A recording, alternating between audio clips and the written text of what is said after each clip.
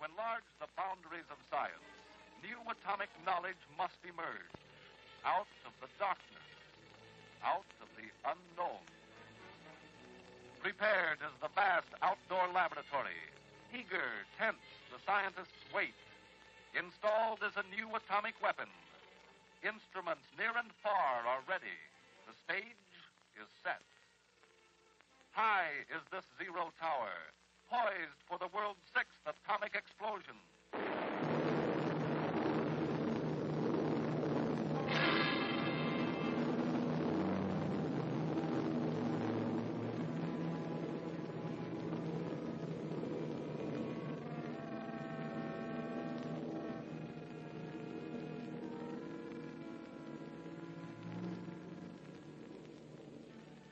What had been a pillar of fire in the darkness is now a pillar of cloud by day, symbol of Operation Sandstone.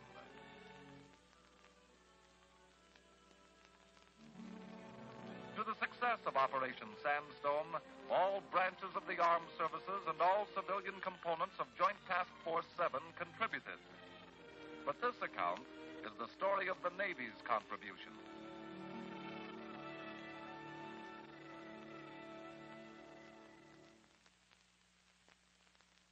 At the beginning, its low-lying islands strung like beads on a necklace. Eniwetok is like many other atolls of the Marshall Islands. Surf-washed coral reefs, studded with a regular pattern of coconut groves laid out long ago. Down come the stately palm trees. Cleared away is the tangled thicket of tropical growth. Out of this isolated wilderness, the Army engineers are gouging a permanent proving ground for the Atomic Energy Commission. This early phase and later phases required great quantities of supplies. Who delivered them? The Navy. How much? Better than 57,000 measurement tons. At Port Hueneme and at many other ports of the naval establishment, the preparation resembles loading of an invasion fleet.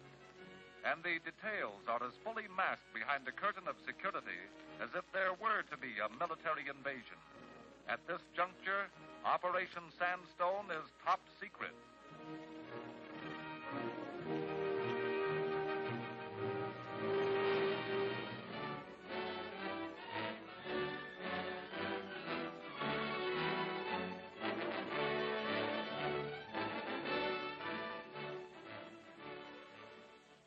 Meanwhile, on the other side of the world, the work of setting up a proving ground proceeds at swift pace.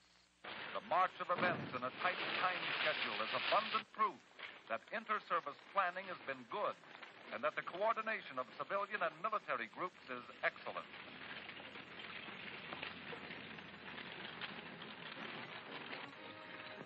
Helping to preserve this coordination is a flotilla of Navy and engineers' small craft, performing essential, though not spectacular, tasks. Need of an abundance of small boats, a virtual water taxi system for supplies, equipment, and personnel has been recognized from the experience of earlier atomic tests, Operation Crossroads. Mother of this busy brood of small craft is the Comstock, a landing ship dock which serves as the headquarters of the boat pool and is a self-contained, flexible repair facility.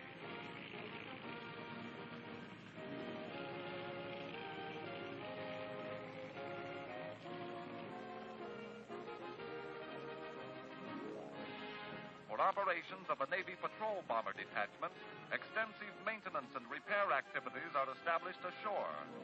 Air facilities had already been developed here during World War II, when Eniwetok, wrested from the Japanese by amphibious operations, had become an important air base.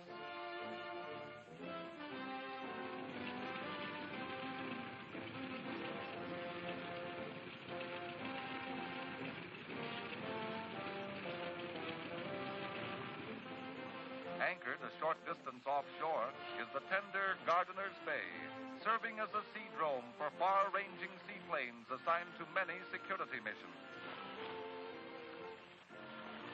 Thirsty fuel tanks are filled with high octane, but this is only one of the thousands of logistics problems that had to be met.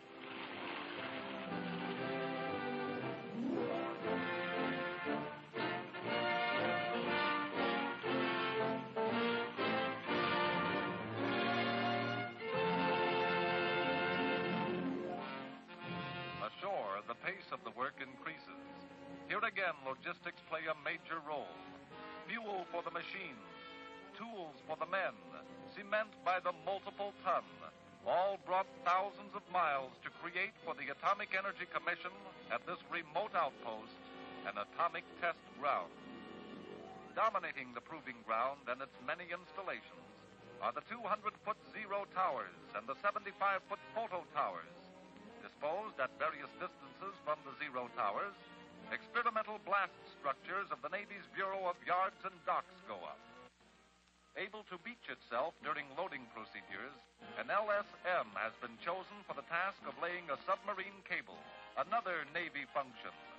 The armored cable is to link the islands of the proving ground into a timing and instrumentation network. The network is to be of great dimension, and yet must satisfy demands for precision rarely ever before attempted or achieved in experiments of such scope. Under the supervision of a Coast Guard officer experienced in cable work, the job of laying nearly 1 million feet of cable is accomplished despite many obstacles. Splicing the cable, even with personnel expressly trained, is the crucial factor in meeting the operational deadline.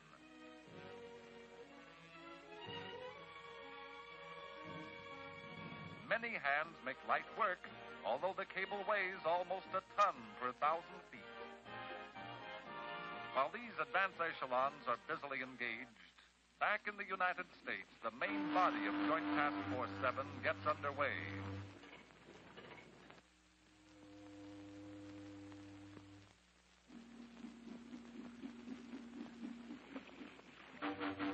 Departure of the task force signifies that after 6 months of preparation, the critical phase of the operation at last is at hand. Stowed in the holds are thousands of delicate instruments and great new quantities of supplies. Aboard are large groups of scientists, military units participating in atomic weapon development, and a command staff organized on war-tested principles of joint operation. Lashed to the decks are aircraft being ferried to various points on the 4,500-mile voyage. Underway procedure follows rigid military precautions. Atomic secrets, atomic weapons, atomic know-how, all are precious freight that give ominous meaning to sleek destroyers keeping vigil on the flanks of the task force. Ships are for logistics, but ships are for security, too. The converted seaplane tender, Curtiss, provides definite facilities needed on her present mission. Routine tasks going on topside belie the secret work being performed in the shops and laboratories below. The skipper doesn't say much, but he knows. You might draw additional significance from these spruce marines, chosen for special security tasks afloat and ashore. And the gun crews hold a practice exercise. Exercise? Yes, but this is another version of exercise for all hands, and by captain's order, no less.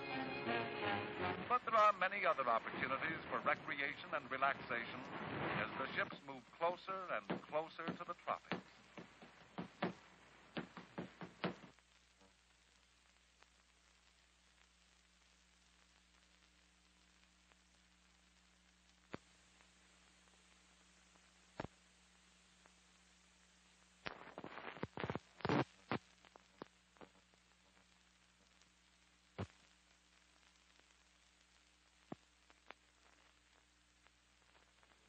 Serving as the principal laboratory ship and as home and headquarters of the scientific staff is the Albemarle, sister ship of the Curtiss. Like other ships of the force, she is a weather station gathering data for daily forecasts. Later, she'll be integrated into an extensive weather network. Now, this is the way a deck is scrubbed, and this is the way a deck is, decorated. But while the work of the deck force sometimes coincides with leisure for the passengers sunning themselves in the balmy sea air, the ship is taut and happy. Below, the scientific staff spends long hours consulting on technical and operational problems. With the armed services in supporting roles, it is the civilian scientific group, drawn from many laboratories but directed by the Atomic Energy Commission, that is at the heart of the experiments. These men will determine the relative merits of 3 new weapons. Many tasks of the scientists demand air-conditioned laboratories. Temperature and humidity control and dust-free conditions are essential, particularly while delicate instrument assemblies are being made. Thousands of spare parts are stored by the scientists, but skilled machinists of the ship's force often manufacture spares in emergencies. Almost equally as many tasks are being performed aboard the carrier Bairoko. Radiological safety classes conducted underway afford an example of the excellence of the operation from the standpoint of national preparedness and security. Officers drawn from all the armed services are briefed on radiological dangers and trained in the techniques and problems of radiological safety. Various projects also provide opportunities for testing under field conditions many new instruments, operational procedures, and decontamination and safety techniques. The laboratories on the Bairoko, hence, are important at all stages of the operation.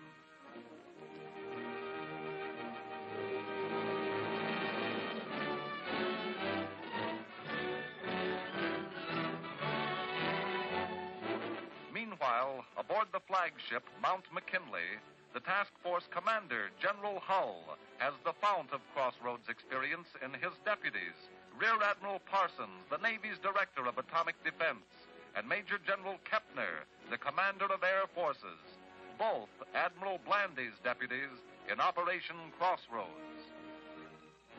As a command ship, the McKinley has earned her title, the Mighty Mac. She again proves her ability to tackle a difficult job and get it done. No, not one job, but hundreds of different jobs. She is the command post, the information center, the weather central, the Naval Task Group headquarters, and the station of the air commander. In and out of her communications rooms flow thousands of messages coordinating the task force. Because of the nature of the operation, encrypted traffic is heavy. But busy as are her communications channels, there is stress on all measures of security, too, and radar operators alert at their posts bespeak caution and preparedness.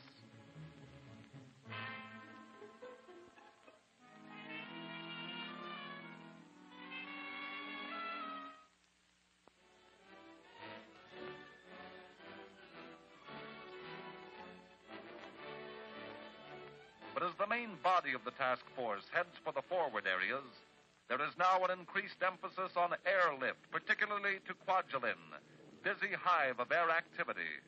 Considerable rehabilitation has been conducted of facilities little used since World War II, or Operation Crossroads.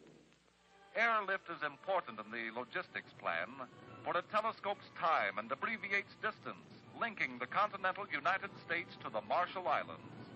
High-priority freight and important personnel are sped to many destinations by aircraft of the Military Air Transport Services. Airlift gives further flexibility to a complicated operations plan, permitting critical materials to be delivered with minimum delay and allowing difficult schedules to be met. To the Air Force has been assigned the majority of air duties, and here at Kwajalein are based the principal air components. Included in the flight plan are Navy Air-Sea Rescue Units, whose amphibians are equipped with small boats that can be parachuted to the surface of the sea. Navy-converted B-17s are used for anti-submarine patrol.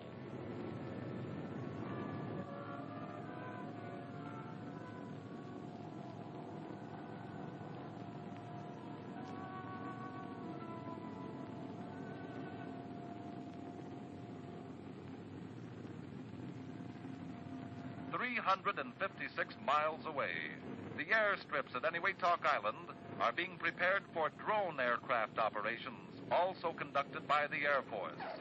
Drone barriers are erected and searchlights installed.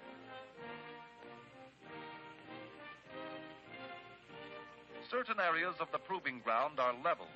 While at other points, earth barricades are formed to absorb or deflect the expected blast pressures. Activity reaches high pitch. Now hundreds of jobs are being done at once. Work, work, work.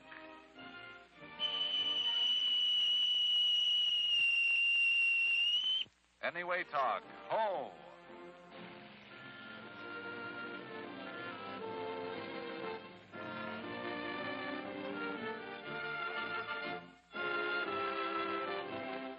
The main body of the task force arrives and anchors in the lagoon.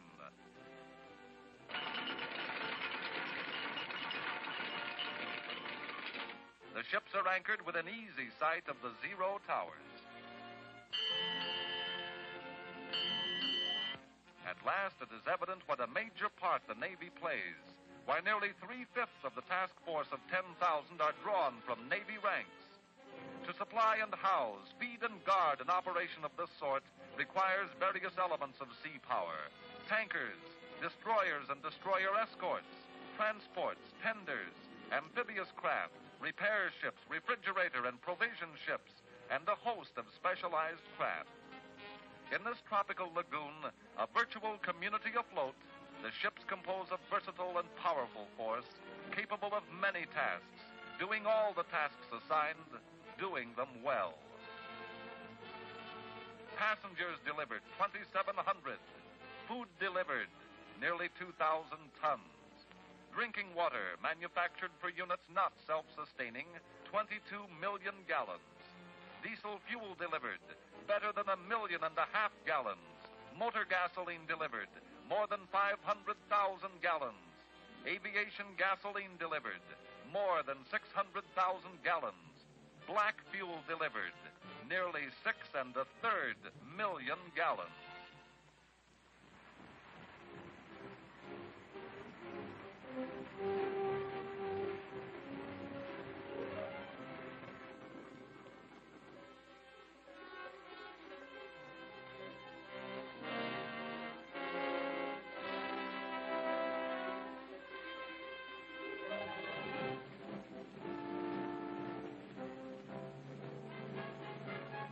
Men and equipment go ashore. Many phases of the instrumentation projects must still be carried out.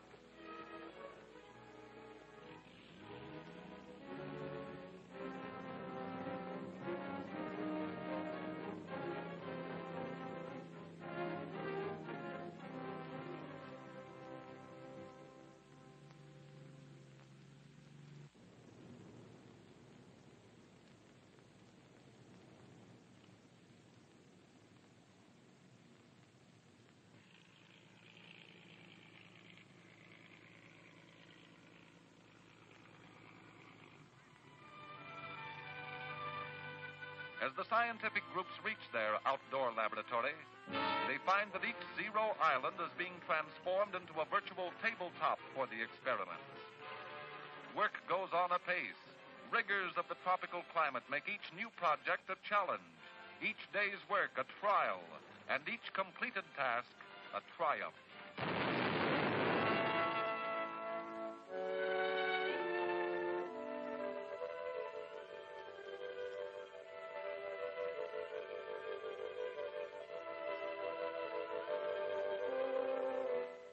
Will the job be done on time?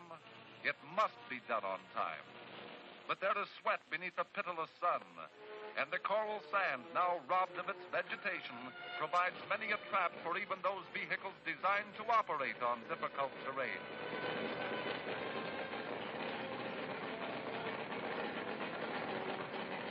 Difficulty enough?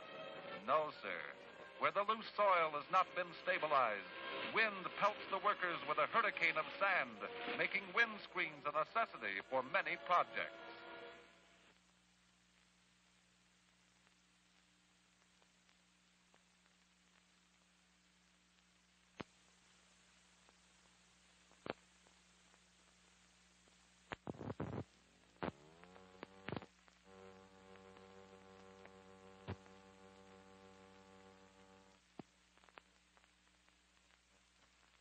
In a dual experiment by Los Alamos scientists to detect the presence of neutrons at various distances from the Zero Tower, cables are set out. One cable, to which flotation planks have been attached for the sake of buoyancy, is hauled out to the lagoon. These balsa rafts, lowered from the Albemarle, serve as platforms for sample containers that are to be moored to the cable like a string of tiny islands. Also oriented from the foot of the Zero Tower, a second cable experiment is set up with sample containers mounted on tripods and variously shielded. Like a gigantic clothesline, the cables with neutron-detecting samples attached will be reeled in after the detonation. Thousands of man-hours are consumed by jobs that are sheer physical labor. Soil stabilization is necessary to minimize dust and to solidify earth mounds that will absorb or deflect blast. Coaxial cables and the hundreds of instruments must be dust-free if they're to render the precise results demanded by the operation. To avoid dust, many instruments are installed a minimum interval before abandonment of the Zero Island. Since data must be precise, each wall of these blockhouses gets an identifying number. This structure is a reference, too. Tower cameras aimed at the fireball stage of the explosion will include it as a known measurement. Important to the architects of an atomic age is the study of blast effects and blast deflection in relation to various surfaces, angles, and structural techniques. These strange objects, preformed in the United States and shipped to Eniwetok for installation by the Army engineers, comprise a test conducted by the Navy's Bureau of Yards and Docks. The structures are of different shape and size, set in different footings, and disposed differently to the Zero Tower. Hence, a great variety of data will result. To make certain that atomic secrets are safeguarded is the job of the Security Force, a combined civilian-military group who have charge of segregated areas and who make certain that access to these areas is granted only to authorized personnel. Many jobs remain to be done in the short interval remaining. As preparation for future tests, animal chambers of the Navy's Bureau of Medicine and Surgery are being given a limited trial ashore and in the lagoon. Thermal plaques of the Bureau of Ships contain colored and glossed material, plastics, and fabrics.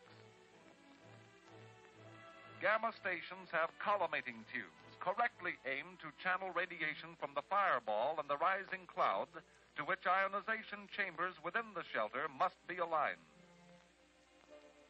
This is another experiment of the Atomic Energy Commission that requires precision and infinite care. Access ports of the gamma stations are shielded with cans of boric acid to absorb stray neutrons. Military personnel whose tasks for the present are completed are being evacuated to a safe distance at sea.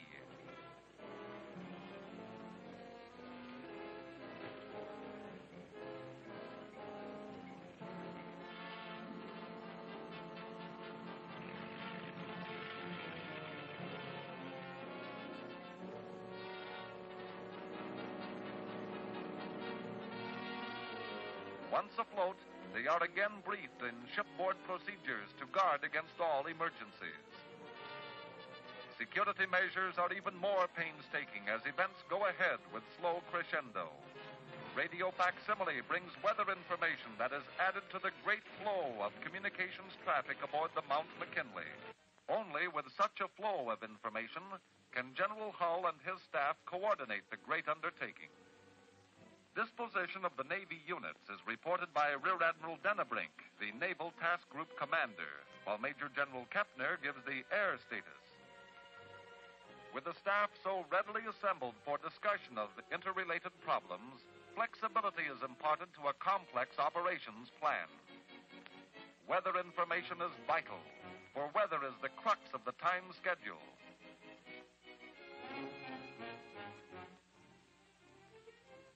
Upon the forecasters depend many of the command decisions now to be made. Long-range weather planes rove great areas of the Pacific to study wind structures, cloud formations, and temperatures. Weather information has high priority as communications traffic. But knowing the burdens that would be placed on communications, particularly on radio teletype and radio telephone circuits, engineers of the armed services have planned their networks well. Units afloat and ashore are bound together by networks that demonstrate daily an ingenious efficiency.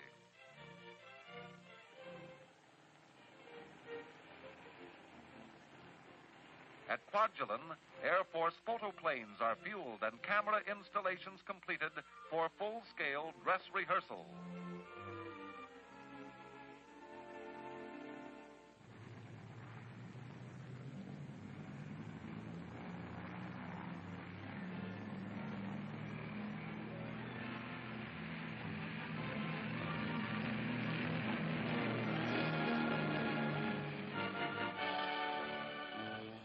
Frequent rehearsal has imparted to the photo teams the precision needed for difficult photographic assignments.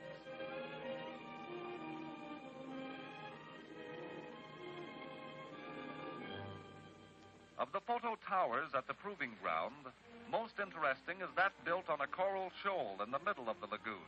Here, batteries of motion picture cameras running at various speeds to record the phenomena of atomic explosion will all be remotely triggered. Augmenting them are banks of still cameras. Last-minute projects are now being accomplished by scientific groups still on the Zero Island. Blast harps strung with soft wire are set out to give direct readings of blast pressure.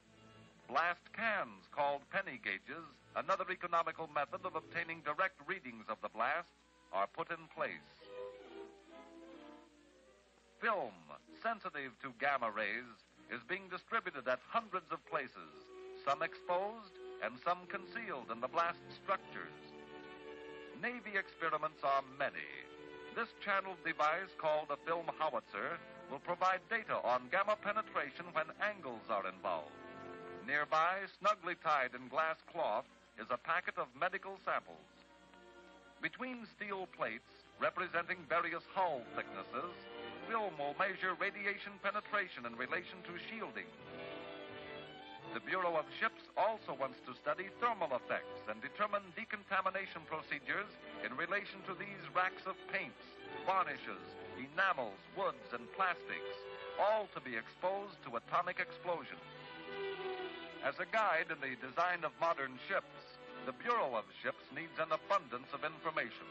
And the Bureau of Medicine and Surgery, searching for a simple, inexpensive, but accurate index of exposure to gamma radiation, is testing these crystals that will change color according to the amount of irradiation.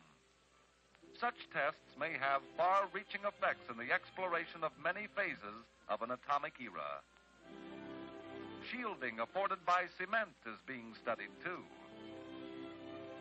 Biological assay material, exposed for Navy medical studies, is guarded from tropic heat and humidity by wrappings of glass wool.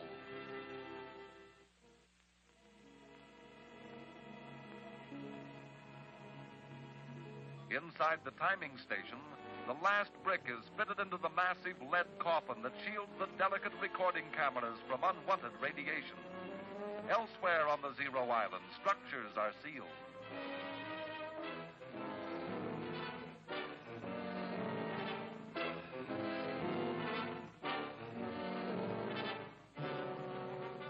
Sentinel against the sky, this colossus of a Zero Tower is a symbol of a job done, a weapon installed, a laboratory ready. Time is short. Security guards and the scientists are the last to leave.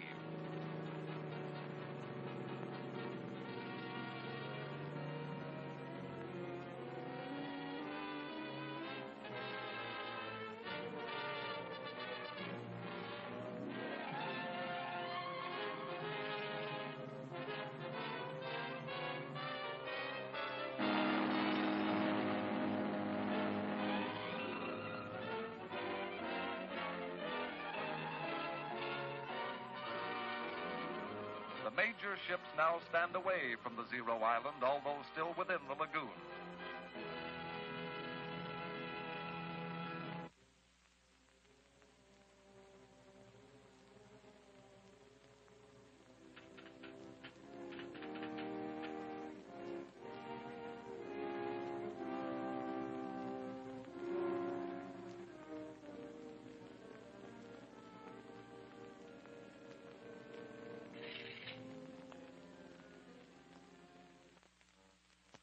behind is the giant laboratory.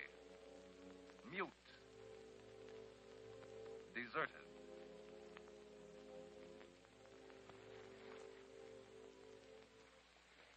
The detonation party races from Zero Island to Zero Island to close and lock the switches that knit the Zero Tower to the distant control panel.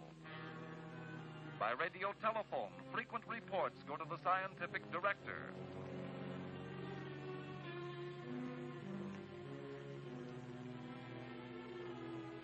Nightfall brings a new assortment of tasks, each one important. Now is no time for let-up.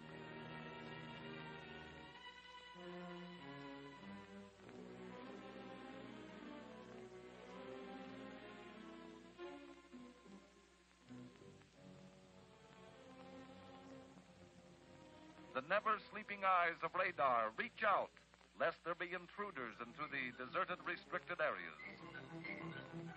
Communications has a heavy responsibility. The entire task force has been stirred to intense activity. At any we talk, in eerie darkness, the Air Force drones take off with a perfection born of diligence and skill. They must plunge into the radioactive cloud on sampling missions.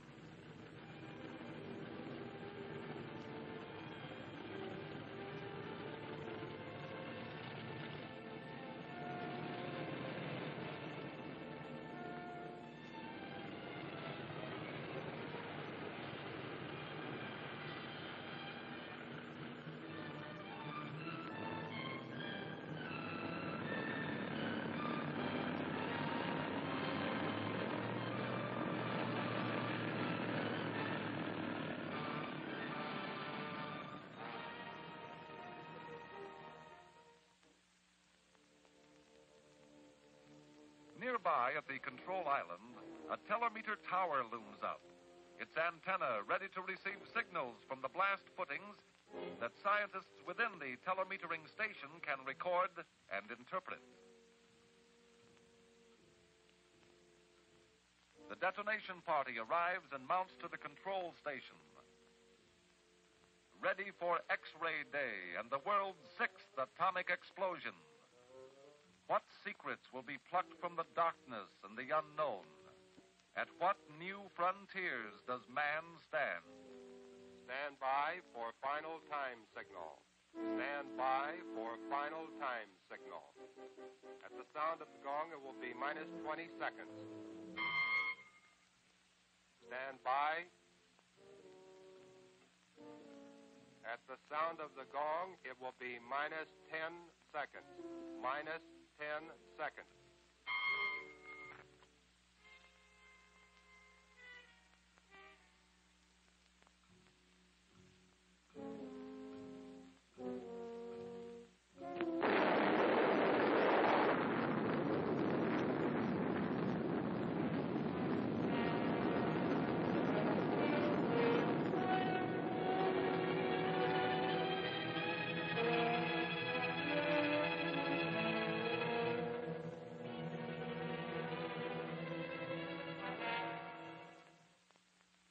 Etched against the morning sky, drones start into the radioactive cloud to gather air samples.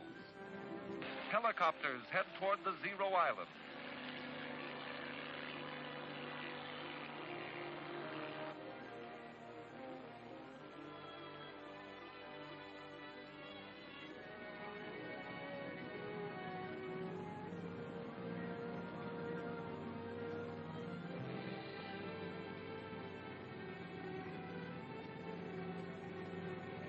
And the drones come home, their spectacular jobs done.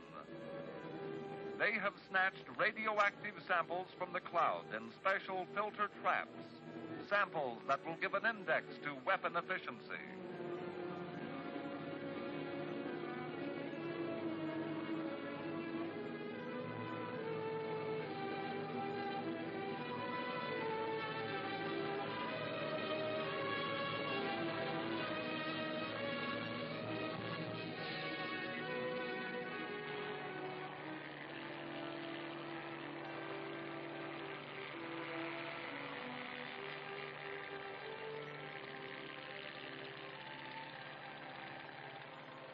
Each person returning from exposure to radioactive areas, whether that exposure was in the sky or on the ground, must be carefully monitored.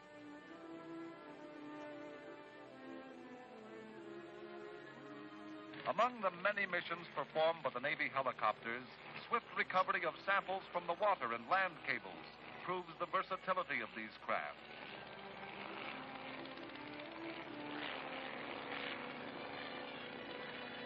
The samples are dropped to neutron measurement crews on the deck of the Albemarle and rushed to the ship's laboratories for counting procedures.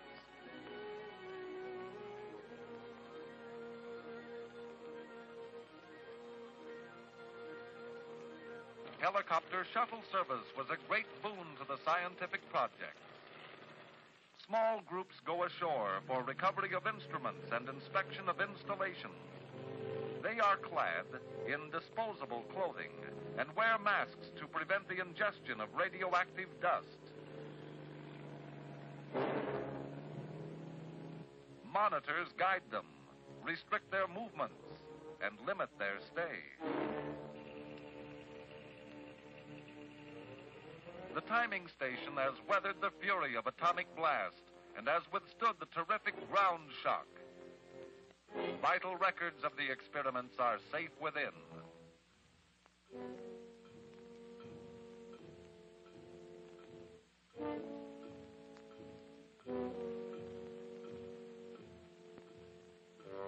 Everywhere are the telltale exhibits of the violence of the explosion.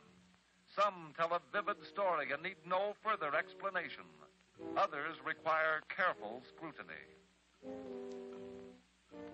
Assembly of data begins swiftly, although there must be no lingering in radioactive areas. Navy medical men gather up sample packets that will provide diversified material for careful laboratory analysis.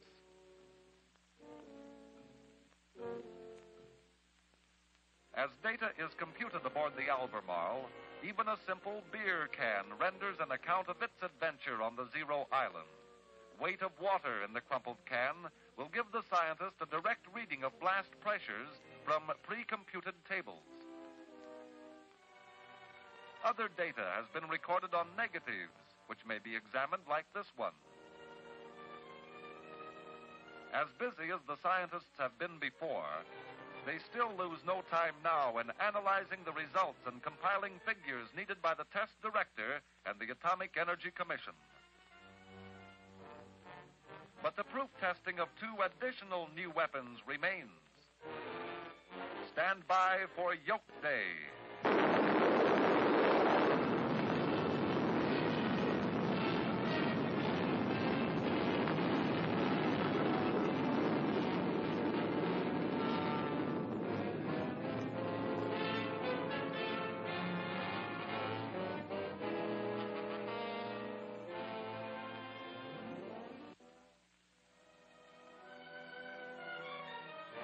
Stand by for Zebra Day.